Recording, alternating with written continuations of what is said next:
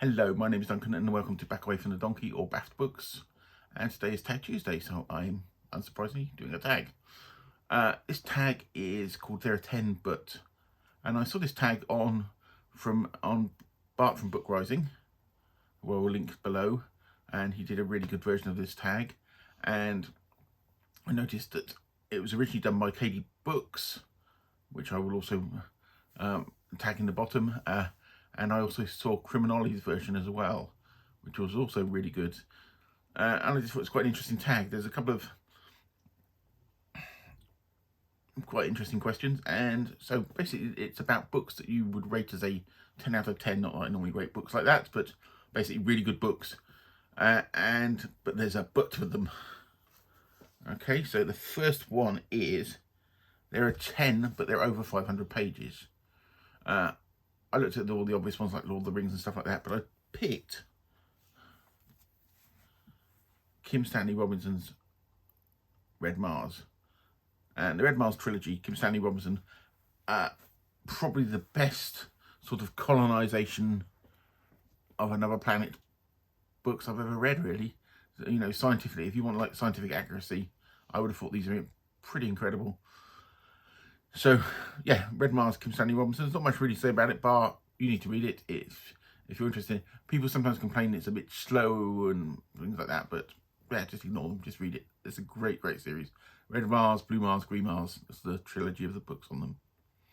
So yes, that's my first one. The second is there are 10, but they're on pre-order. And that's a bit of a weird one for me because I very rarely buy new books. And I very rarely pre-order books. The last book I pre-ordered probably was a Raymond Feist, his last book. I'm a big fan of Raymond Feist, but the only thing I have on pre-order, which I hope will be a 10, is I have a making of book for the Star Trek 2 film, The Wrath of Khan. So that's hopefully going to be a 10, so you know, that's the nearest I can get to an answer for that question. So, now the third question is, let me just have a quick look at my tablet. There are 10, but are a red flag. Okay, this is a bit of a funny because I think you can interpret the red flag bit the way you want to, and I don't really find things a red flag, but I think sometimes you need to point out that stuff's in books, but then you need to take them into context. I'm going to do a really random one, which is Piers Anthony is Split Infinity. And Piers Anthony's an interesting writer. He almost writes to order if you read some of the stuff about it. But this is a really good like science fiction, fantasy, parallel world books. But he is well known, his sexism and some of the sex stuff is a bit dodgy at points. So that's the nearest to a red flag I would say to it. But his imagination-wise are really, really good. And it's like a dual reality. This book here, I said, is about a guy called Style, and he's like what's known as a serf, like the lowest of the low on this technological planet, and they play games, and these games give them credits and help them move up in society and what have you. And these games can be anything from like horse racing to playing chess. But at the same time, he manages to cross over into a fantasy world where there's unicorns at castles and things like this. And I said, some of the sexual bits are a bit, and there's some overt sexism in it, but to me, it's there. It was written what it was written, and yeah, whatever. But yeah, so yeah, Piers Anthony Split Infinity, I'll do the other one.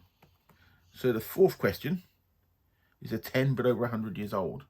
Well, I'm actually going to pick two books here, just an excuse to. And this is by the wonderful Mr. H.G. Wells. And The War of the Worlds. This is my lovely Oxford World's Classics versions. They've only done about 3 of Wells's books, and they're all presented beautifully. And I said, that's The War of the Worlds. And I'd also do The Time Machine. I said, these Oxford versions are really, really nice. Quality paper as you'd expect. I think they've also got The Island of Dr. Morrow in this series of those, which I probably will pick up at some point. But yeah, that's about the only. I wish I'd do more of his books in the Oxford World's Classics versions, because I love the artwork on The War of the Worlds. Give you another look at the artwork there. I don't know whether it tells me who that by. got Daniel Hardy's Science Photo Library, the cover illustration. So I might have to look that up because I think it's a beautiful, beautiful picture. But yeah, anything by H.G. Wells. Okay, and then the next one is There Are 10, But You Studied Them in School. There's actually quite a few books I studied in school that I think are excellent. I noticed that Criminality picked Brighton Rock, which I also did at school, and I really love as a book. I did lots of Shakespeare that I love. I even did things like A Clockwork Orange, but that was partly my fault because we were allowed to bring books and stuff in. But what I will pick is the ultimate classic, is Mary Shelley's Frankenstein, which I said is a nice, obviously the Penguin Classics version. Basically what is considered by many to be the first full science fiction novel, as much as there was science fiction stories before that, but like the first novel. But no matter what you think about that claim, because I sometimes think it's a bit questionable, it's a great, great book, and it's a classic, and everybody should read it, and should be remembered for it. So yeah, Mary Shelley and Frankenstein.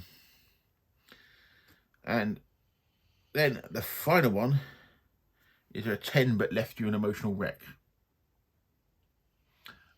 This one, there's a few books like that, because I'm a bit pathetic, I'll fall apart on anything. And I was just thinking, okay, so not the highest literature, but as a dog person, I said I've got my lovely Yorkie wherever he is. He's underneath the desk at the moment, and my Labrador in the corner. And sadly, we lost our, as I've said in other videos, we lost our 16-year-old golden retriever this year, which is still devastating. But I'm going to do Marley and Me. This is a really, really enjoyable book, but obviously any dog book, then somebody's going to lose that dog. And it's any book, I don't care how well written or badly written, if it's got a dog, losing a dog in it, I'm in pieces. And that left me an absolute wreck because of that. It's a real fun book. It's just, you want to have a nice book. I've got another dog book back there I need to read soon. But yes, Marley and Me. That book, if you're into dogs, it'll leave you as a wreck. You can comment on how well it's written or anything else, but it's got a dog. So yeah, so that was the interesting tag form. So Katie Books did the original. I said Bartek Books Rising is who I got it from.